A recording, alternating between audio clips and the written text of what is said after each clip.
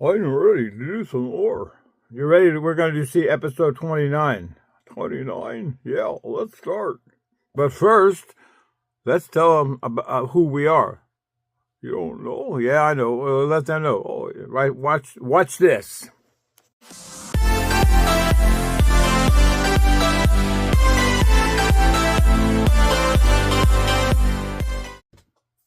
Okay, now this is episode 29. You remember we're in the chapter of what's about the villains? What's so special about the villains? Who wants to be a villain? And we know this so far already.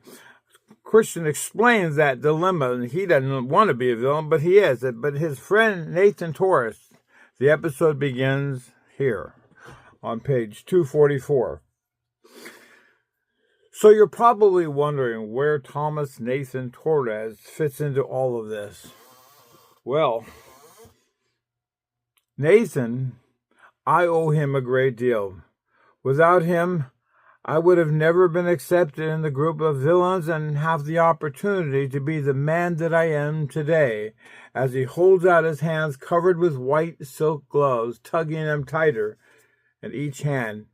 He looks at himself and says, "Excuse me while I change."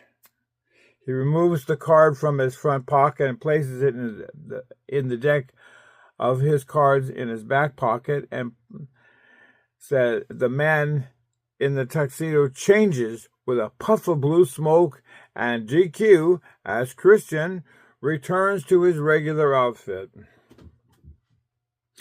As you were saying, reminds Bailey, as she and Champ continue to be engrossed in the story. Ah, yes, lass. Where was I? Oh, I remember now. I was thinking about how our attitudes and values are shaped by what happens to us in our life. You see, I became bitter, and I'm saddened to say that Nathan is a bit on the bitter side as well. If you understand his past, you could understand why. Thomas was simply an abused child of such. You see, he possessed a certain abnormality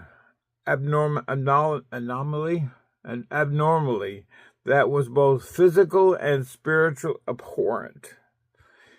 He was beaten and discarded by his father and eventually found solace and peace living with circus people.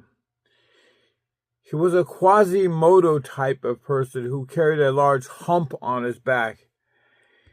He was what one would be called by the circus freaks who came to see him as Camel Boy. His condition, I understand, worsened in time. His speech began to slur. His speech became strained and difficult as the paralysis set in around his face. This would, as you would guess, only add to his less than sociable demeanor. But you see, he was beginning to be a lot like me. He left the circus and came to the Isle of Man and stayed with one of his kin. I met him at Michael's pub. We became good friends, and you see, like me, he was lucky at cards too. Even my cat Chamberlain liked him. Whenever he needed a place to stay to crash, Chamberlain always took him in. In time, he decided to return to the circus and did some other shows off the main island. When his card-playing days fell on hard times, somehow he and Dean got together and they decided to bring me into the fold. I mean, after all, what did I have to lose? The air train begins to slow as GQ says with almost embarrassment, look, do me a favor and don't tell a lot of people. I would hate for them to think of me as a freak. And now we come to chapter 23, entitled, To the Batcave. And there's a picture of the air train making its way to the batcave. The air train comes to a stop as Bailey, Champ, and Christian all exit the train. They stand back slowly as Christian walks over to the cars and places his hand on the designated area where he invites the others to do the same. He explains, "Everybody needs to do this just like me. Otherwise, the car's self-defense mechanism will treat you as an unfriendly and will not allow you to board when that time comes to leave." All seem to understand as they follow suit and do just so. Marie and Baby Doll come out through the cabin door and stop over to the small TV screen and point over to a general area as to where they should go. Marie nods as Christian looks on annoyed.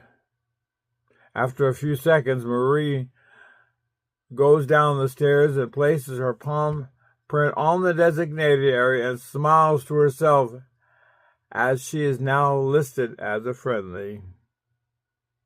Christian turns to Champ and says commandingly, "Follow me to the last boxcar.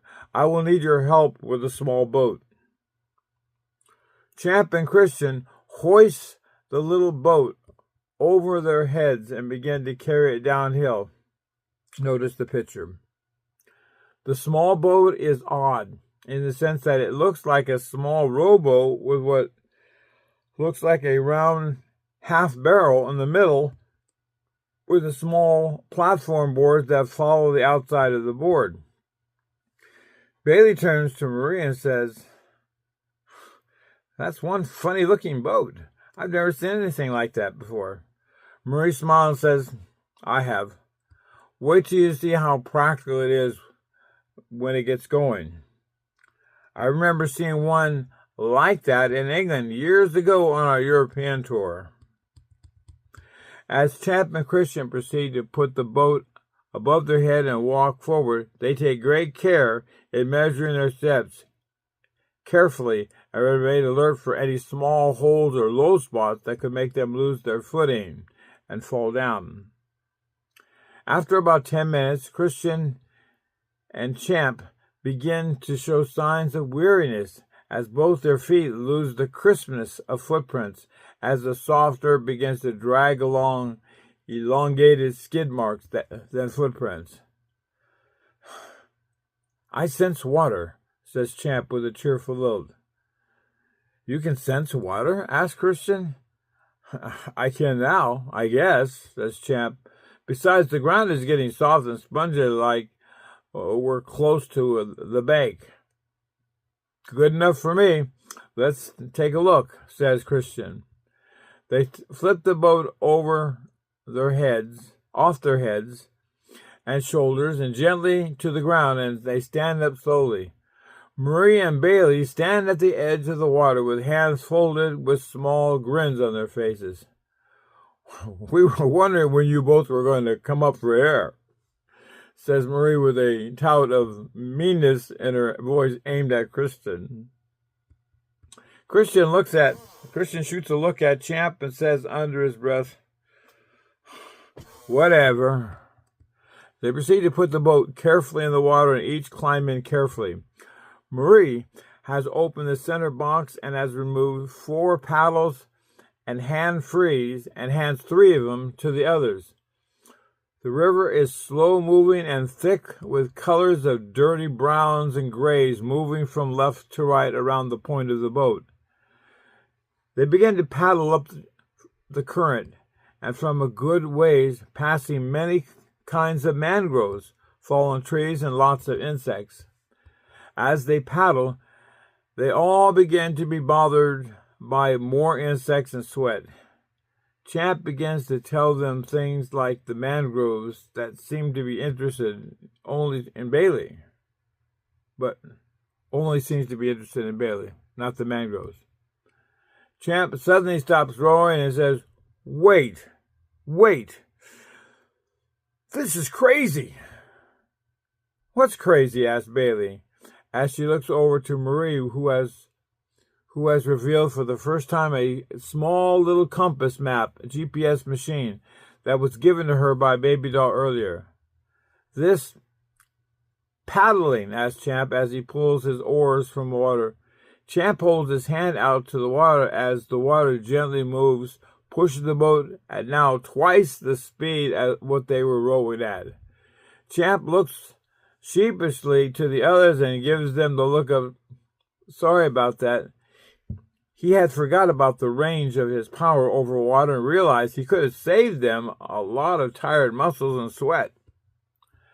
They come to a spot of the river and presents two small rivers or streams that graduate slowly into an opening sea. Christian looks to the left while Champ looks to the right. Which way? Asks Champ as he continues to manipulate the water, moving them along. Marie takes a double take at the machine and says, "We go this way, straight at the mountain." Christian falls into a bewildered stare as Champ replies, "Wait, I've been here before. There's small tunnels and openings throughout this whole area. We will need to pass through one of those big openings to go through the mountain to the other side." Before long, they make the turn down the river as it continues to narrow with more trees and brush encroaching on the opening. The area takes on a ghostly image of a creature that looks like they're going to be swallowed up. "There," says Marie. "Champ, slow it down." A large area of darkness seems to cover the place in question as the river continues to lead them to a tunnel with a large black hole of an opening. Suddenly, there is a puff of smoke from Christian, who becomes GQ, a man who always knows that it was the clothes that made the man. He now stands up proudly before them, wearing long overalls, a metal round cap with a light fixed on his head, along with some battery-held flashlights on his hands. He looks like a coal miner of the 60s. They begin to approach the opening at what appears to look like a large sewage pipe with a natural cave opening. "Look familiar?" asks Champ with a playful grin to his wife. Marie turns her head toward him and smiles with both rashness and bashfulness as he replies, "Yeah. Love tunnels. The love tunnels of England." "Love tunnels of England?" replies Christian, who is from that part of the planet Earth, with visible skepticism. "I don't remember any love tunnels there." Champ smiles growingly as he looks over to Marie and says, "Well, that's what we call them," he concludes with a naughty little smile and a quick wink of his left eye to his wife. Marie looks at her mom, who seems to be enjoying this little flirtation stage between husband and wife, as she says with amusement, "You tried to kiss me in there." This says Marie. "Remember?" Yes, I remember. It was also quite dark," admits Champ. "And a lot more, if I recall," says Marie daringly. Champ has no response, but is clearly enjoying that moment. Many times this kind of talk in front of people was something he would not do. But today, this was different. In times past, his beard always served as a mask for such frivolity enjoyed. He willingly flaunts his face of renewed pleasure and mischievousness. Christian feels the awkwardness of such play as he says with mordancy, "Well, it's a good thing, lads, I'm bright here," as he proudly presents them as if dumping water on a flame. His uncomfortable enthusiasm is not appreciated by all as he holds up the flashlight and flares as if reproving them for not being as prepared as he was.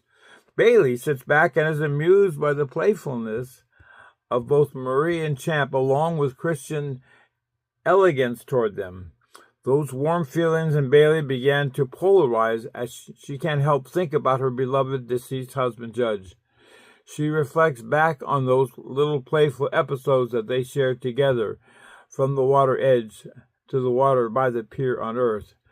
The time here in Nottingham brought a smile to her face in the hotel where she found all the complimentary chocolate and devoured most of it while Maria and Bailey were getting dressed for dinner.